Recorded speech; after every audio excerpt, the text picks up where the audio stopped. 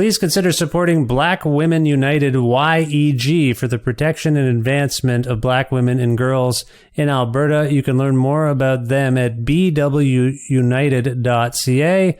They are always looking for donations and volunteers. So please, again, support Black Women United YEG for the protection and advancement of black women and girls in Alberta. Again, that website is bwunited.ca.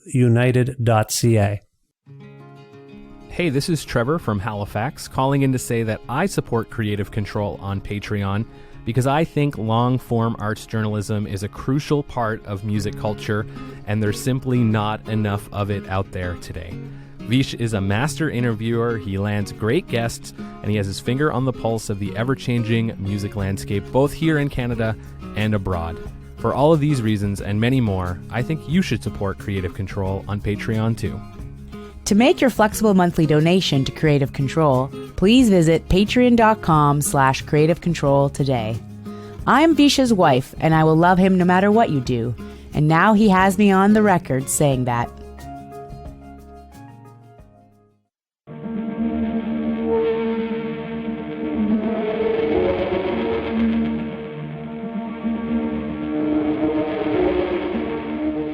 Bill Nace is an acclaimed guitarist, composer, multi-instrumentalist, and collaborator based in Philadelphia, Pennsylvania.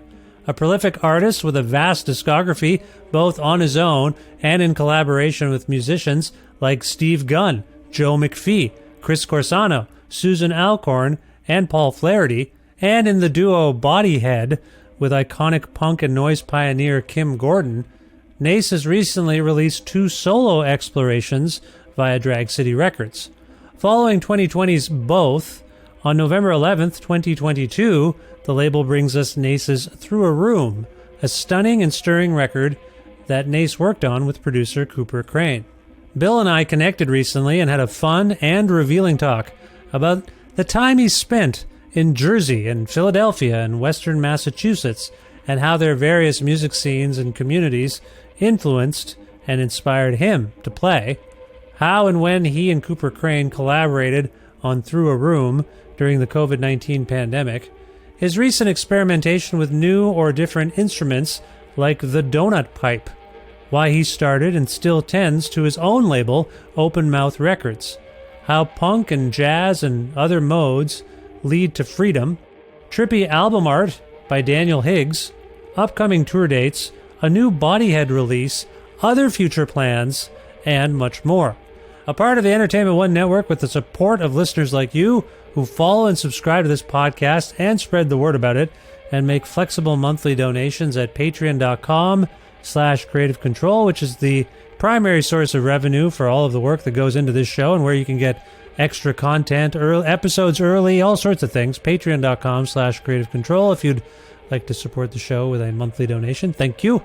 With additional support from Blackbird Music, a well-stocked record store with locations in Edmonton and Calgary, Alberta, and very friendly staff who will happily help you get the things you need. Say you want the new Bill Nace album, Through a Room, and you want to order it from Drag City, or you want to go to your local mom-and-pop record store. Well, that's what Blackbird is. It's the latter. It's a mom-and-pop record store with a couple locations. You can learn more about it and order records from them directly at blackbird.ca. Plus in-kind support from Pizza Trocadero, The Bookshelf, and Planet Bean Coffee in Guelph, Ontario, and Grandad's Donuts in Hamilton, Ontario. This is episode 731 of Creative Control, featuring the lovely and talented Bill Nace, with your host, me, Vish Khanna.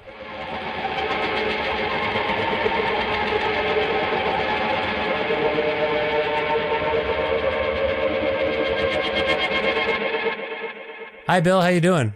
Good. How are you, man? I'm well. It's nice to speak with you. Where in the world are you today? Philadelphia. Philadelphia? How long have you been in Philadelphia? 6 years. I mean, I grew up around here. My family's all from Philadelphia. I grew up in Jersey.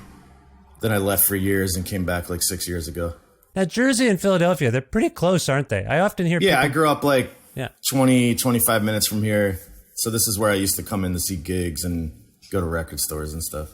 I see. Okay. So was it the lure of the city of brotherly love? What brought you to... what brought me back? Yeah. I was living in Western Mass for 18 years, which is a great area. Definitely a small area, which kind of gets smaller the longer you stay. I wanted to stay on the East Coast, but I didn't necessarily want to do New York, so I came back to Philly. Okay. Western, like Amherst area? Whereabouts in Western Mass? Yeah, next to Northampton. I mean, I lived all around the area, like Northampton, Haydenville, East Hampton, Holyoke. Yeah. Yeah. Kind of a nice area. I've only been to Amherst the one time, but I really quite enjoyed it. And it seems like a lot of musicians live there. I don't know what's going on. Yeah, great music scene, like, especially for the size. It's just, a ton of stuff going on. It's great. I really miss that for sure. Yeah. And you had some friends there, I'm gathering, like some contemporaries. Yeah, I mean, I moved there in 99, and it seemed like a lot of people moved there around the same time. So this scene kind of like popped up over the next few years that I think really wasn't there before. I mean, there had been a scene there like in the 80s and 90s with like, Dinosaur and Pixies and like New Radiant Storm King, bands like that. But there was kind of like a whole new batch of people and kind of definitely more of like an experimental kind of scene popped up. Yeah. And I gather you were drawn to that just based on your output. I don't even know if I was drawn to it as much as that's what like partly created what I do. Yeah. I mean, that to me, like I was into stuff like that before, but that's not what drew me there, because as far as I knew, that hadn't really existed, or I didn't know about it. But that place is like inextricably a part of like who I am and what I make. Yeah. Like without a doubt. Yeah. You are, I think, well regarded as a collaborator, but you also, I mean, these solo ventures are relatively recent. Is that fair? Not really. I mean, maybe for full-length records, or maybe like on, with a little better distribution. But I mean, not really. I just think that's kind of a little bit of a narrative, and I have more records for the collaborative stuff. But I've been touring solo for years and years. Yeah.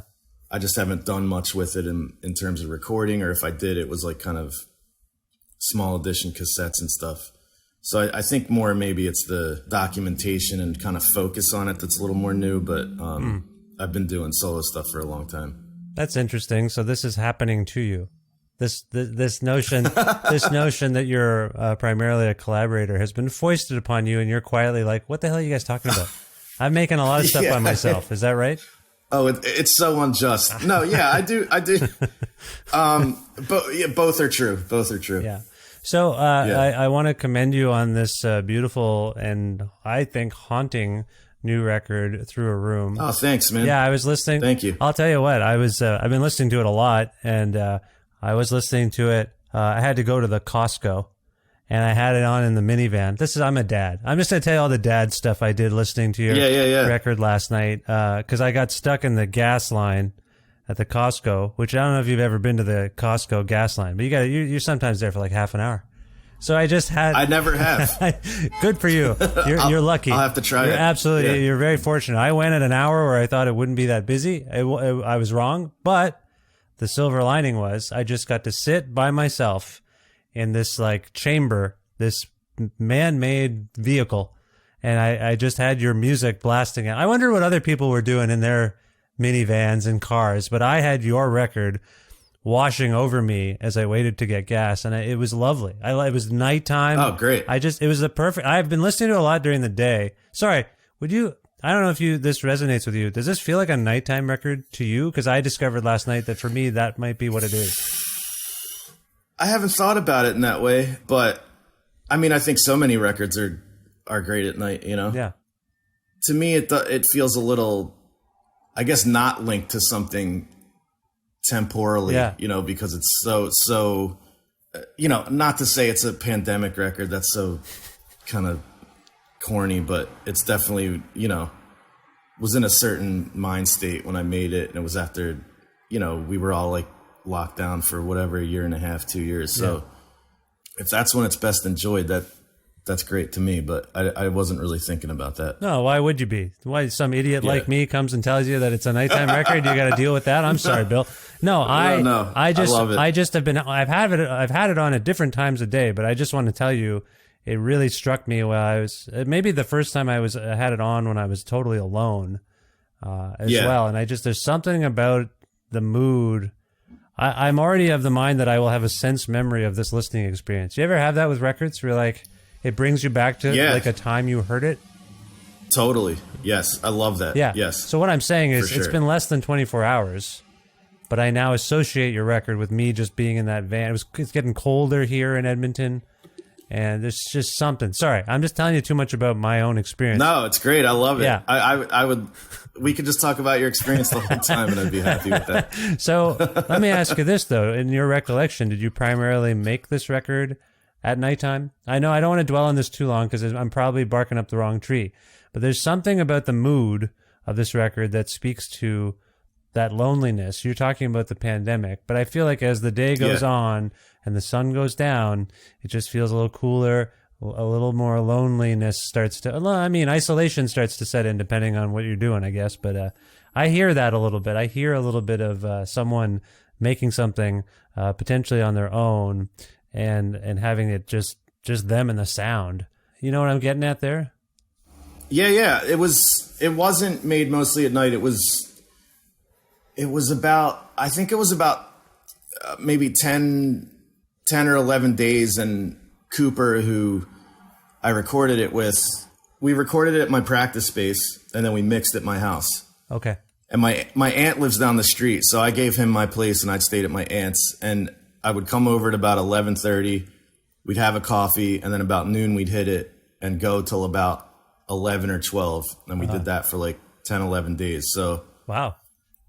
You know, I do think when you're recording and mixing, there is a kind of weird momentum where things start to get interesting at night, but we were making stuff kind of all day. Well, the other thing about a long day like that, the session is, you know, I know from my own experience, as the day goes on, your body starts to change. You get a little tired or wired. It's a weird combo. Totally. Yeah. Totally. And then that gets, you start. Yeah. That gets reflected in your playing. Definitely. You move through different. Yeah. I mean, that's what's so kind of cool about the studio. It can also be stressful. Like you're going through these different moods and changes throughout the day, like you would in any day, but it starts to affect what you're hearing and how you're hearing it. So it's kind of like figuring out when to attach to that and when to let it go. Cause that can, you know, you can hear something in a new way and attach to it. And that's an interesting idea that you want to kind of explore. Yeah. Or you can kind of lose the thread. So there's, you know, you kind of have to figure out when to let go of that feeling and when that's just freaking out. And when it's like, oh, you're kind of, something got turned a little and I'm hearing this differently. And I kind of want to like dig into that. Yeah, absolutely. So you alluded to the fact that this is a pandemic era record and that's when it was made. I mean, at least in a temporal sense, that's when it was made. Do you hear, objectively, do you hear the moods and thoughts you had at that time when you made this record? Like, does this moment in time that we've all collectively endured and are continuing to endure, do you hear that in this record for yourself? Yeah, I mean, it'd be interesting to, you know, I could have made it outside of pandemic and maybe it wouldn't sound that different, you know, but I think it's more just, and you know, that's why I wince a little saying it's a pandemic. Or, I don't mean that in any conceptual way, but, you know, I can't divorce what the experience of that whole year or two was with really anything I did over that time. To me, it still doesn't feel like something I'm looking back on, because although it does feel like we're out of it a little, I still feel like, you know, so changed from it, and the effect of it still isn't clear to me in any way. Yeah. But yeah, I think when I first made it, I was kind of like, I was really happy with it, but also had a bit of a hard time judging it at first because it felt like it came from such a, I mean, you know, music always comes from an eternal place, but you're also having so much information come in daily that you're like kind of dealing with. Whereas this was like the absence of that. So it was definitely like a weird thing to sit back and judge, where I was like, where did this come from kind of, but the absence of information. What was the absence that you were just referring to? You know, just living. I see. Daily life, like whatever, going for a walk or, you know, getting in an argument with someone, going on a date with someone, going to see a movie, whatever, like stress, at work or, all that shit. Like that all kind of turns into stuff that we're kind of like filtering, but there wasn't really much information coming in during that period of time. I appreciate that you say it's impossible to divorce what you were going through personally and in terms of what you were trying to express with what was going on at the time, because that's when you made it, right? Like the times, the zeitgeist, if you will, can't help but be a part of this record. Maybe a more tangible distinction to make would be between this record and your previous one, both. Can you talk about that? What was were there things about the last record that you wanted to either build upon, or a lot of musicians will be like, well, I know what we did right the last time. I also know what I don't ever want to do again. And like each record is a bit of a, whether we realize it as listeners or not, I think each record is kind of public learning for the artist. Right, sure. Yeah, so were there things about... Yeah, the record, you really never get at the thing with the record, to me. Yeah. You really never, to me, you're always trying to get at this thing, and the record is an approximation of that. And by the time the record's out, it's been a year or so since you did it, you're already on to the next, mentally onto like, what's the next thing going to be? So it's always this kind of like process. There wasn't anything necessarily on both that I didn't want to do. Maybe just the process of it, but I definitely, without a doubt, wanted this to be like a continuation of that, because I thought there was kind of more to dig into. Mm-hmm.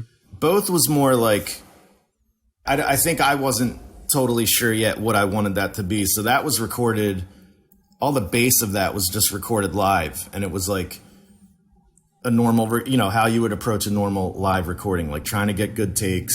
Was this a good take? And just getting good live takes of like what I would do at a live gig with a guitar. And then kind of like got in there, and I just kind of wanted to like turn stuff around a little, maybe stretch parts out, mutate it a bit. And me and Cooper both worked on that. And then this one, I just felt like there was kind of more to dig into, but use that as a jumping off point. So it wasn't really necessarily like getting good live takes that then we wanted to manipulate. It was kind of starting with the manipulation. So kind of, like one track on that record is just one loop, but you can't even tell it's processed so many different ways that it stretches out into this whole piece. So it was more starting where like the last one left off. Yeah. In a way. Yeah. Yeah. Did you incorporate different instrumentation on this one than you did with both? Yeah. I mean, it's still, to me, I always want the guitar to be the bass line, always. Whether I'll stick to that or not, I don't know. But for these two, I definitely want them to be like guitar records. But yeah, I have like to say it's a hurdy-gurdy is generous. It is a hurdy-gurdy, but it's such a terrible, broken down hurdy-gurdy that it's really becomes something else. But I use that on there. I used a lot of tape, which I also used on the last one. I'm trying to figure out what else I used. I read something that I must confess, given all my immersion in sort of improvised music and whatever experimental music means, I saw something that I don't understand. What is a donut pipe? Oh, my friend just wrote me that too. He's like, I'm Googling what a donut pipe is. I wish I had the guy's name so I could tell you, but it's a guy in the UK who makes these horns. I think he has 3 different models. One's a double reed, the other 2 aren't, and they're all 3D printed. Oh. So the donut pipe, I think it was because the bell is kind of this, these kind of stacked circle shape. I think that's why he called it a donut. But donut. What, like a not like a cruller? What kind of donut does that? I don't even know what that means. No, almost like it would stacked. Oh, I see. Okay, I get it now. That's like the shape of the horn of the bell. So wait, this person in the UK just invented this instrument, if you will, or this thing? Well, they're based on pre-existing horns, I think. Maybe the shapes are a little different, but yeah, he 3D prints them. They're his own design.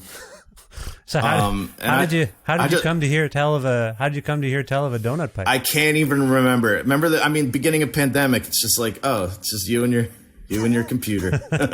You're just I can't even just yeah, I can't even remember how I got there, but I was like, oh, these look amazing, so I bought one. You weren't Googling like how to get high with a donut. I can't answer that, man. I'll check your search history later with some sort of FOI. No, I saw that and it made me hungry and intrigued at the same time. I like donuts. There's something else here, and I don't want to mispronounce it. Oh yeah, Tashigato. Yeah, that's this Japanese keyed instrument that I've been playing a lot. I got over pandemic. I was having this thing of like, because I didn't play music for the first like 6 months of pandemic. I was drawing a lot. I didn't really do much music, and then I started up again, but I just felt like I was in such this like a new kind of uncomfortable place, and every time I would try to do what I used to do, I felt like I was being like a cover band of myself. And I was like, I need something just that's out of my comfort zone. And my friend that lives here, JC Webster, he has like every instrument in the world, and he had like a really kind of like an older model of like a Tashigato, and I was like, oh, this is kind of perfect for, it's kind of such a sidestep from what I do with like prepared guitar stuff. Yeah. So I just got one and then like immediately loved it. So that's kind of what I've been playing all summer. And then I have these record release gigs coming up in November. My plan was like, I kind of wanted to just commit to it all summer and fall. And then over the winter, I'm going to workshop to see if I want to play the record kind of more as it is live and do those in the spring. But that would take some, I'm going to have to figure out how I would reproduce it live. But some sort of synthesized looping or something, right? Yeah, tapes or samplers. I'm not sure yet. Or even if it'll come out how I want it to. Yeah. So yeah, I think this was the first recording with that. I had just kind of gotten it, and it was in there, and I just brought it in, and just kind of worked on that. That track needed just like kind of something else, and it just fit in there. Yeah, one of the bright spots I keep hearing about in terms of the lockdown and the pandemic, for those who have been able to get past the mental and emotional anguish of it, is people trying to experiment with things, improve upon things. Personally, I'm primarily a drummer, but I've been trying to play guitar every day just to try to figure out if I'll ever get decent at it. And it's just been a fun part of this, is to like, I can feel myself improving. And I feel, it sounds like to me, just in terms of a couple of the instruments we've mentioned, that you were like, what the hell? I'm going to take a shot and try these things. Yeah, totally. You've tried to use this time away from the road to try things, experiment with things. Anything beyond music? Like some people are, I for one, cooking more than I ever have, in a way, like less reliant on, I don't go to... Yeah, I was cooking more. Yeah. Like I don't go don't go to restaurants, but we've been ordering takeout and stuff. But yeah, just like little skills. Have you found that for yourself? Yeah, I started painting more. I draw a lot, and I do most of the covers for like my record label that I run, but I hadn't really painted that much, so I started to do more of that at the beginning. Yeah. But the first year was a lot of more like art camp, it was like, if I watched a movie, it was like kind of, I was watching some Criterion, I was painting, it was kind of cool. The second year was like, stir crazy. Just, yeah, Grubhub and whatever new Mark Wahlberg movie is on Netflix. Just total depression habits. Went the other way. Yeah. It just went the other way. I was like, all right, summer camp's over. Yeah, kind of a normal, again, I think that's a pretty common trajectory. I'm sorry you were forcing yourself to choke down Mark Wahlberg movies. That's not good. That's not good. That was just the first name that came up. Yeah, no offense to Mark. I still have a memory of I went to go see Chris Rock at Massey Hall in Toronto. I'm from Ontario originally, and so I would go see stuff all the time. And Chris Rock, I think my wife was with me. We had like, I don't know how I got him. I got like front row seats. Like we were so close. And then the lights went down and everyone sort of stood up to give Chris Rock a standing ovation. And then these giant dudes came from from near the stage. They came and they were leading Mark Wahlberg to his seat behind me, like fourth, fifth row. And I guess he must have been in town shooting a movie or something. Anyway, that's my Marky Mark story. I just wanted to share that. Marky Mark. Yes. Because I'm like, oh my God, I didn't care really. I don't care. I was just like, oh, that's weird. Like I've never seen that before where they. Did they have seating for the whole Funky Bunch? Or? No, the Funky Bunch were not there. No, you're right. All right, just him. It's a valid question. It was just him. Yeah. I think it was him by himself. I don't think he even had a partner or a friend or anyone like that. So gotcha. Anyway, that's just how he rolls. I just wanted to bring that. I guess he's a big Chris Rock fan. Anyway, all this, that was a bizarre tangent on my part. I apologize, but we relate. No, it's okay. We relate. Now, we've talked. I've alluded to your early days, Jersey, Philly, these sorts of things. Can we actually get into how you've gotten to where you are? How did you get into music as a fan? And then beyond that, how did you get into music as a player? Can we trace that? Yeah, I mean, I'm trying to think of music, I did come into Philly for shows and the, record stores, but I did live in Jersey, and it was it did feel like a really culturally remote place. It was hard to, it was pre-internet. It was hard to I didn't have a car till I was 17, 18. So it's it's hard to get around. There weren't a lot of shows or anything. It was kind of pretty suburban or kind of rural. How far were you from, Maxwell's is in Jersey, right? In Hoboken or something? That's Hoboken. Yeah, that's right outside of New York. So that's more like going to New York. That's 2 hours. 2 hours, right. Okay, just wanted to clarify. Thank you. Yeah, and City Gardens was a classic spot in Jersey. But I've said it's the same answer every time someone asks me this, but it's true. But the first time I ever heard music that was I was like, whoa, kind of, what is this? I was in my aunt and uncle's van in North Philly. We were getting ready to go somewhere, and the Ad-Libs, Boy from New York City, came on.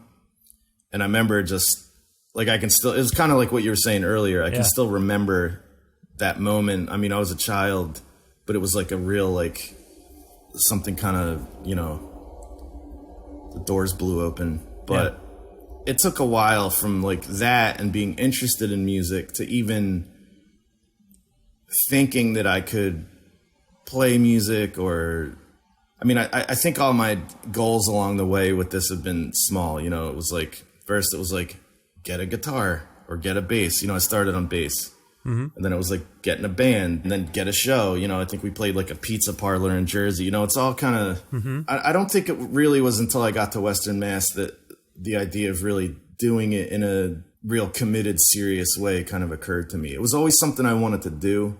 And I was in bands, all through high school in my early 20s, but I never really saw how it would exist outside of that, maybe. Sure. Outside of the occasional show, the practice space. And that was fine. I was playing with friends. I liked doing it, but it wasn't really till Western Mass that I think I kind of felt because I think another piece of that was I did always want to kind of be a part of something in that sense. I think would always, when I got into punk and hardcore and stuff when I was younger, I think the regional aspect of all that was really exciting as well. Yeah.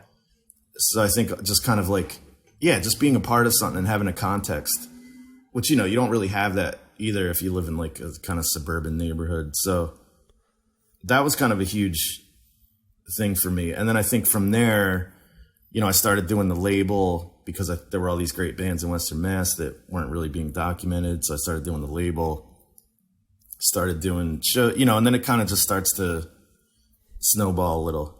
What was for those listening, what was the label? I still have it. It's called Open Mouth Records. Right. So you started to get immersed in sort of music whole hog. Getting into the business side of things too is all I'm getting at there, because you realized, it sounds to me like you are community minded and despite the rumors that may or may not be true, you like to collaborate with others. I think it's fair. Can we just go back a moment and distinguish between you being in Massachusetts, which what I'm picking up on is maybe when you got to Massachusetts, you came into your own in the sense that was closer to who you are now and the kind of music you make now. Can you distinguish between the music you were making with your friends after you first heard that song in that car, like the aesthetic approaches is where I'm coming from. How would you characterize the bands you were in as a kid, I guess? And, right. And, yeah, more. Yeah. I mean, not so different. You know, it's not like I was playing like in like a jam funk band and then got in the. You know, it was all sure. kind of the same interests, and you know, it was more rock. You know, it was kind of like noisy rock, I guess, to, you know, put a broad term on it. You're suggesting your guitar stylings may have, like, they're using. Well, I was playing bass all that time. Oh, that's right. You were a bass player, right? So so I was playing bass, and then when I first moved to Western Mass, I got in a band and started playing guitar more in that. And so, I think it's also like the kind of context or grouping you're in can dictate so much of how you're playing. So I think once I started playing solo, you know, everyone I played with also in that band, they were all drummers. Everyone played drums. So I had this, well, they didn't play drums in the band, but they were all drummers. Yeah, they could. They could play it. Yeah. Yeah, and I think between that and then when I started playing with Chris Corsano, when I kind of early got out there, I do think it really affected my playing. I don't think it's as rhythmic now as it used to be, but I think when I first started playing prepared guitar, it was definitely influenced by like learning how to play with drummers, and all those guys were like that's where they were coming from. So it's definitely in there. That checks out. Your guitar playing is percussive, is what you're doing. Percussive. It's not rhythm guitar, but it's percussive. No. Yeah. It used to be both. It used to be rhythmic and percussive. I think now it's a little more percussive. Yeah, that's what I pick up on. Yeah. So I think more the combos that I would play with would kind of affect how I played, and definitely trying to like learn how to play with like horn players like Paul Flaherty or Steve Betchkowski. That was also like a big part of it. Yeah. So again, finding the place for your instrument with others, like how it complements what other people are doing. Totally. One could say that you like to collaborate with people. I love to. Sorry. I love to collaborate. No, please. I can't let go of this callback. I'm sorry. Now, I want this bass that you used to play. Again, I'm turning into a bit of a private investigator. The bass you used to play in these bands, would you characterize it as a relatively clean sound? You said it was noise rock stuff. Did you manipulate the sound of the bass? Did you distort it? Once in a while it'd be distorted, but no, it was pretty clean. Yeah. You know, I always wanted to play guitar, so I don't think I was much of a bassist. I mean, it's powerful feeling to play bass. Yeah. But I don't think I was ever like a real bassist. You know, I think I was like trying to play guitar on bass, you know, and that worked for a little bit. And then when I saw an opening to like drop that, I did.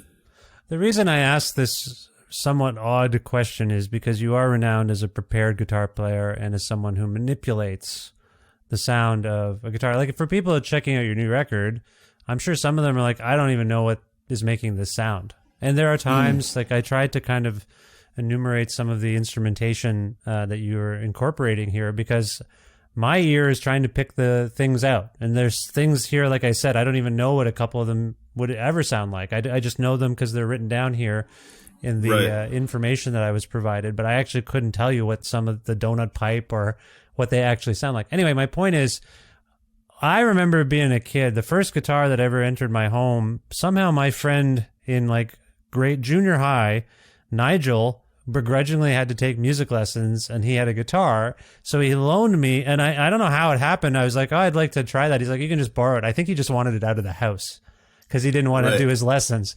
So he loaned me an amp and an electric guitar, like a Strat copy.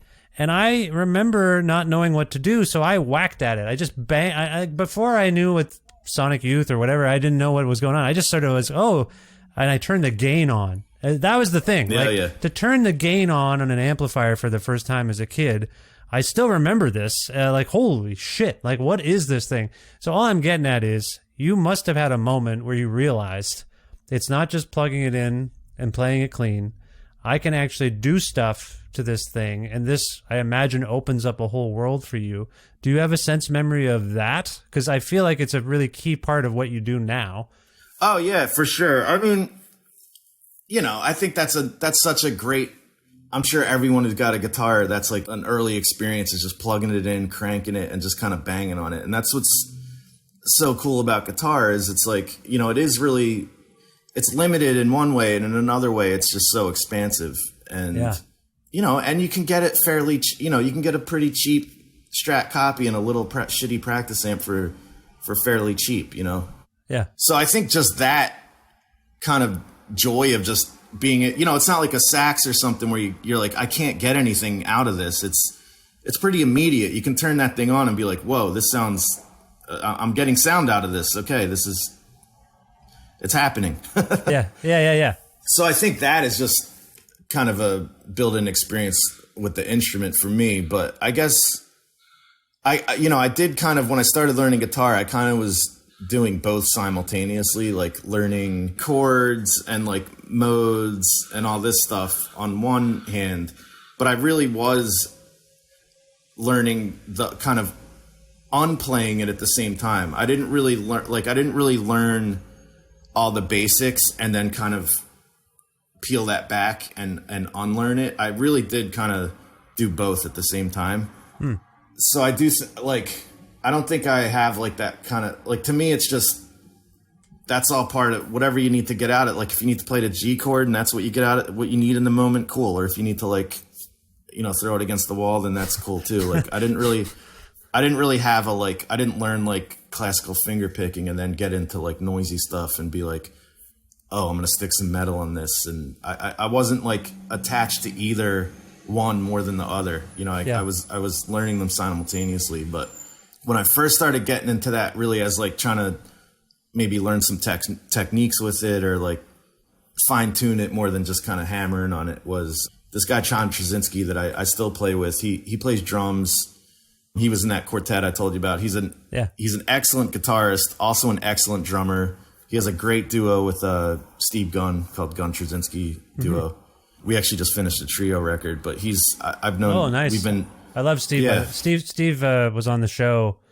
I think it was this year. Maybe it was last year. I can't keep track. The years are just Steve's blending. great. Steve's the best. He's so nice and friendly, and the best. I love his music. Yeah, sorry, I just wanted to interject. That's great. Yeah. So John and I have been making music together since we were like 18, and we moved to Western Mass together. And there used to be this dollar store in this kind of like mall downtown that would just have random stuff. And they had these like bins of all these kind of pieces of metal for like $1 each. And we just bought a bunch of each of them and started playing with them on the guitar, but really trying to like, not just kind of, you know, rubbing it up and down, really trying to like figure out ways to like, oh, if we put these two here and do this, it makes this sound. And if we do this. And so we had a trio with this other percussionist, Jake McGinsky. He just made that like amazing documentary on Milford Graves last year. Oh, cool. Called Full Mantis. And so we had a trio that was kind of, Jake played percussion, but John and I were both playing guitar and really kind of trying to put a lot of that to use. Like, how do we do this in a slightly improvised, slightly composed context? And that was all just straight into the amp, no pedals or anything. And then I slowly started kind of like playing with some other people. I started playing with Paul Flaherty, with Chris, and kind of messing around with more pedals just to get more gain and stuff like that. And so that was kind of like the beginning of that. Yeah, no, I appreciate that. I'm just always curious how other people are drawn to such approaches and sounds, because, you know, I know it's a difficult question. If someone were to ask me why I listen to things or play things in a certain way, I would be hard pressed to pin it down. But yeah, it's hard to know why your ear picks up on something. I mean, I've always liked that. I mean, as long as I can remember, I've always liked the, you know, even if it's just a pop tune, that little bit of feedback at the end of the song, or the little textures in there. I've always just loved that. So to me, you can just zoom in and out of that stuff. Like, how much do you want to, you can kind of have a little bit of that going on, or you can just do that, or, you know. If you think on it, because every once in a while, as I pose these questions, these kinds of questions to people, as I'm editing the conversation later, my mind wanders as to like, why am I like this? why do I like Right. these things? And Right. I can't help but sort of psychoanalyze myself and be like, well, you have a little bit of a rebellious streak. You have a little bit of a contrarian streak. You don't really love convention all the time as much as I love, you know, some very popular things. I know there's this streak in me for discovery. I just love the notion that music is so open-ended. And when I've been at again, I used to live in Ontario, and I don't know, have you ever heard of the Guelph Jazz Festival, Bill? No, where is it? It's in Guelph, Ontario. It's a university town that I lived in for 26 years or something like that. Or no, 23 years, sorry. And it's this pretty small town, about an hour west of Toronto. And like I saw everyone. It's just a world-renowned festival. And Nice. I saw Milford Graves. You'd see John Zorn would come, like Tortoise would play. Like it was just like Hamid Drake and William Parker. And you're just like, holy shit. Like it's just unbelievable stuff that I got to see and experience. And that stuff means the world to me. And yet at the same time, I like a good Beatles song, or I like a good pop song. So totally. Yeah, I know that I contain multitudes, and a lot of us do. You know what I mean? But as a vocational pursuit, it's just fascinating to me that that's your road. You've chosen this road. It's not the road most traveled, and it's probably not an easy road as a working musician, particularly these days. Does that kind of stuff inform? I've said a lot of things there, but do you feel that about yourself? Well, yeah. To go back to, because Western Mass was similar. Yeah. We didn't have a festival, but this guy Michael Ehlers, who doesn't live there anymore, but he runs this label Eremite. Yeah. And he used to do this series called Fire in the Valley. So he would get, just amazing musicians that, like Hamid Drake, William Parker, Broadsman. And then also UMass had this series called Magic Triangle series. And I saw Milford Graves through that, Sonny Murray. So all this was happening as I was getting into this stuff as well. So it was just such an amazing time. Yeah. And then like everyone around me was either starting a duo or starting a band or, had 3 projects going and started a tape label. So it wasn't really, there was a lot of info, but definitely I think a lot of shows that were probably just maybe on the East Coast hitting New York and Western Mass, that were really informative. I mean, to me, the stuff with Kim is, I hear that as like a rock band. Bodyhead, you mean? Yeah. Yeah, I understand with that. Kim Gordon. Yeah. I understand it's not like, we don't sound like the Sonics or something, but, or like Dead Moon. But to me, it is like, it does sound like a rock band. There is more like form to that maybe than some other stuff that I do. That's what I'm getting at, though. I think I feel aligned with you in what you're doing, is what I'm getting at as a listener and as a fan of music. And all I'm saying is I just appreciate that there's so many of us out here who have these. I think it's the open ears and this is why I got into punk. It just seemed like it could be anything.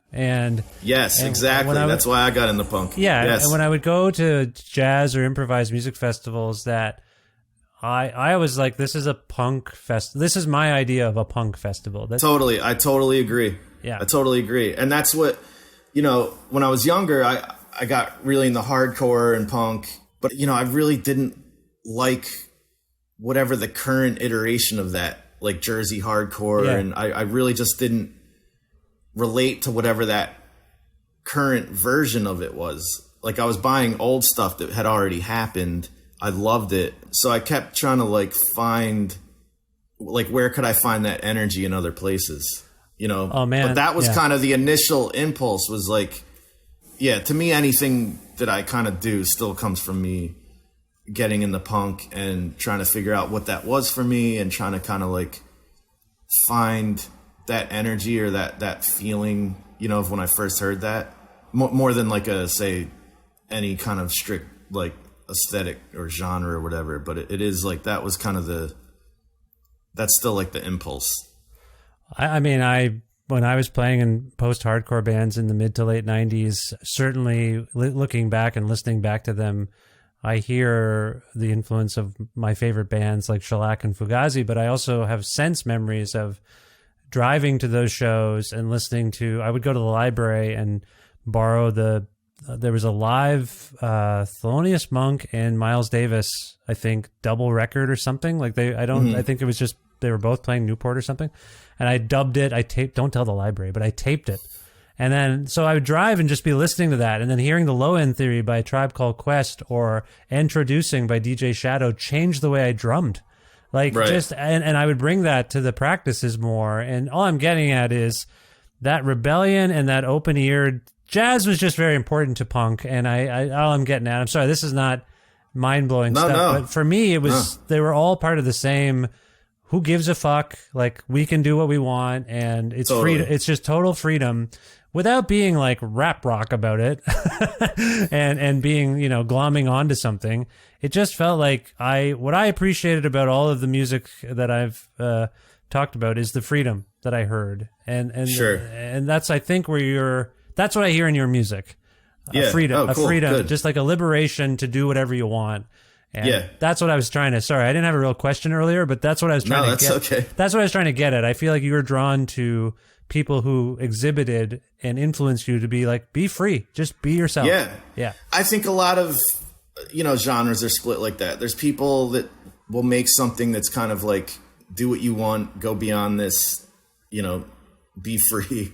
Yeah. And some people take that and they make more rules with it, and other people kind of take the ball and run with it, so yeah, I think both have made good things. I think I just kind of prefer the more like the thing that kind of like pushes a little at what it's supposed to be, Yeah. And I haven't even referenced people like Bonnie Prince Billy or Sonic Youth, like these kinds of people as well taught me those things. Right. Yeah. Anyway, sorry, I went on a bit of a ramble there, and I didn't mean to. I just want. No, man. I wish more interviews were just someone talking about their own experiences. Well, I do think. And then and then I don't have to talk. Well, I mean, yeah, I appreciate that. I just want to tell you how I relate to your music based on my own sort of DNA, if you will. No, I appreciate it. Yeah, man. yeah. So this record's great, and it will be out via Thank you. Drag City. Yeah, no, congratulations. Like I say, I encourage. Thanks so much. I do. It seems to me a deep listening thing. So it was nice for me to have it on in my car, but I look forward to actually putting on my turntable and hopefully just spending an evening. I don't know why. Now I'm just married to the idea that I want to listen to it at night because I feel like it would. It feels like it would be a dream influencing record. Where like I'm like, that's great. Yeah. That's what I want. Yeah, that's great. Yeah, that's totally what I want. Yeah. I'm just saying it has gotten in under my skin and into my mind in a good way. And but when you got the file, did they send you the cover art too? Yeah, I saw that. Who did the cover art? Yeah. That's Daniel Higgs, right? Daniel Higgs. Yeah, and he did the last one. But I think having that on LP and like looking at the cover while you're that cover is kind of I just it's definitely like I just. Every time I look at it, it's something I really feel like I'm like engaging with. Yeah, for those who can't see what we're talking about at the moment, I guess it's in the vein of surrealism. I guess. I don't know enough about art to say exactly what it is, but my friend said it looked like tripping on toad venom. I wouldn't know anything about that, but yeah, I don't know enough about tripping on stuff. I believe him. Yeah, sorry, but it definitely. If you focus in on it, there seems to be a staircase to nothing. A couple of them, actually. And yeah, it's, I'm just looking at the digital version of it. And yeah, it is, whole thing. I just think it's great. So, Bill. Thanks so much, man. No, it's my pleasure. So, in terms of what's next for you, you mentioned there might be some shows. That's great. You alluded to Bodyhead, which is another project of yours. Anything coming up on and you mentioned this project, the trio record you were talking about earlier as well. So, yeah, you got a lot on the go, it sounds like. Any sense of when things are coming out or anything else you're working on? I definitely want to start working on another solo soon. I have some ideas. And Bodyhead has a double 7-inch that we just finished. And then, the trio with Steve and John. I have a duo with this guy, Chick White, who lives in Canada. He lives up in, like, Nova Scotia. I did a male collab with him at the beginning of pandemic. He plays jaw harp. Oh yeah, but that's still vinyl right now is so untenable. It's like kind of impossible to say when anything will be out. That's been at the plant for 10 months. Oh God. I still don't have a test pressing for it. So okay. Yeah, I don't know. But yeah, those few things, but then it's like you finish it and then it's probably another 2 years now before they see the light of day. So okay. and I'm trying to I'm trying to finish up a solo Tasha Gatto record that's just live. Oh, cool. Yeah. Oh, so it's recorded already. It is, yeah. I just need to kind of tweak it a little, EQ it a bit. Okay, cool. Oh, it's like I expected there to be a lot of stuff from you. I don't know why. You seem like that kind of fella, so that's cool. If people want to keep tabs on you via the internet or social media or what have you, where would you like to direct them? I don't have any social media. Okay, that's fair. You said that. You said it almost like you were mad at me for inventing social media. I have none of your social media, Vish. Nice try. I will not fall for your trap. I didn't make it. Not at all. No anger at all. No, you don't have it. That's probably good. How dare you? You got a website or something beyond dragcity.com? I'm still kind of rocking it like it's 2001. I have a blog spot for the label. Oh, okay, cool. Oh, right. So it's Open Mouth Records, and then Open Mouth Records is also on Bandcamp. Okay. But my email's on the blog spot. People usually just find me there and write me if they want. Okay. No, that's good. That sounds great. I appreciate and envy your old schoolness, to be frank. It's all consuming, all this stuff, but it feels like part of the job. It's too much. It's too much, man. I know. It feels part of the job for me, and it's usually all I use it for now, which makes me feel like a bit of a corporate huckster or something, even though I'm not like totally, sometimes I do wonder if I'm missing out on something or shooting myself in the foot in some way, but I don't really like the way it feels. I don't like having it. No, I appreciate.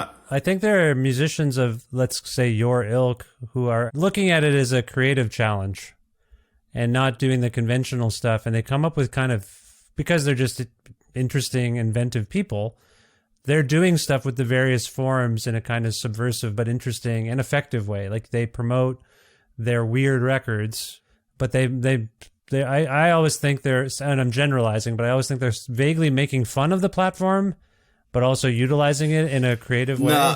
Yeah. I mean, I think I tour enough too that's like, its own little kind of form of distribution. And like I said, it's all on Bandcamp. Yeah, for sure. Okay. No. Nothing to apologize for, and sorry for yelling at you earlier. I'm sorry. I'm sorry. I lost my cool. No. It was me. It was all me. Sorry. If we can go out on a record, or rather, if we can go out on a song from this record through a room, I wonder if you can pick one for us, Bill, and tell us why you chose it. I mean, I think outro would be perfect for a very obvious reason. Because it's the end of the thing? Okay. Is that the only reason? Is there anything any insight you want to give us about it?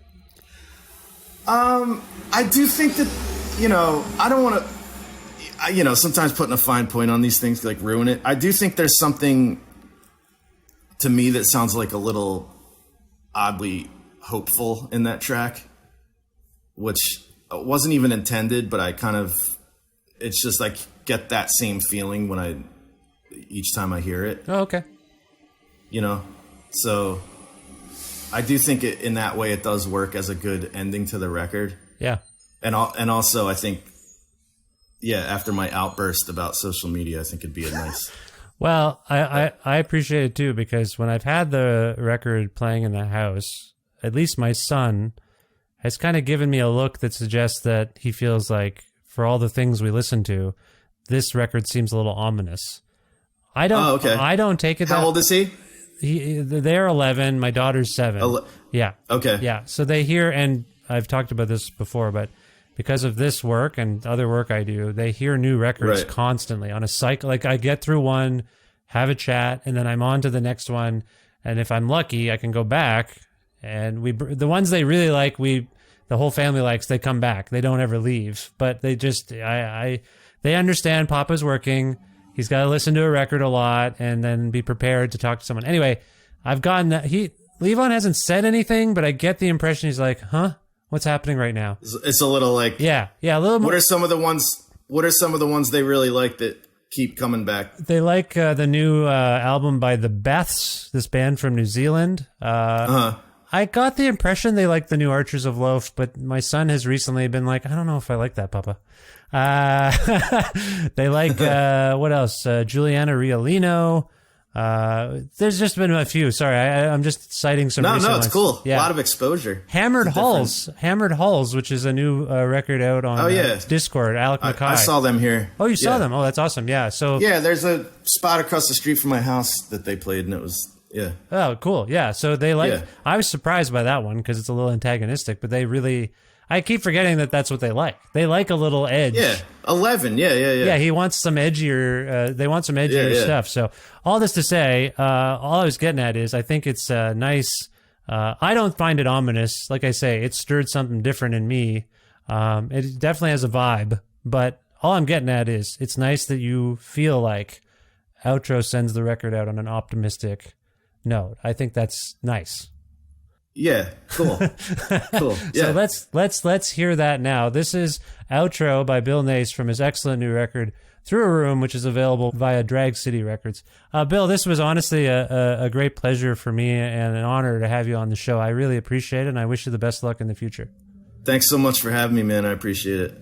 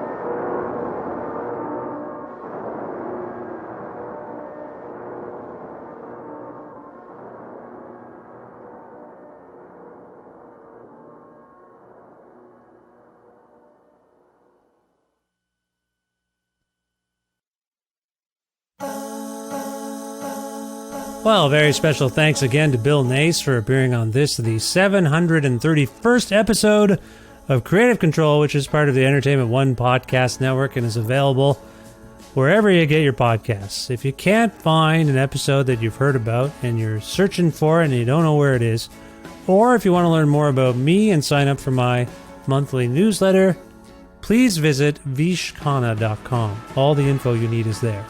You can like Creative Control on Facebook. You can follow the show on Twitter, I guess. Again, as I'm speaking to you, I don't know what's going to happen with the whole operation, but for now, you can follow the show on Twitter at Vish Creative, or you can follow me directly on Twitter and on Instagram at Vishkhanna.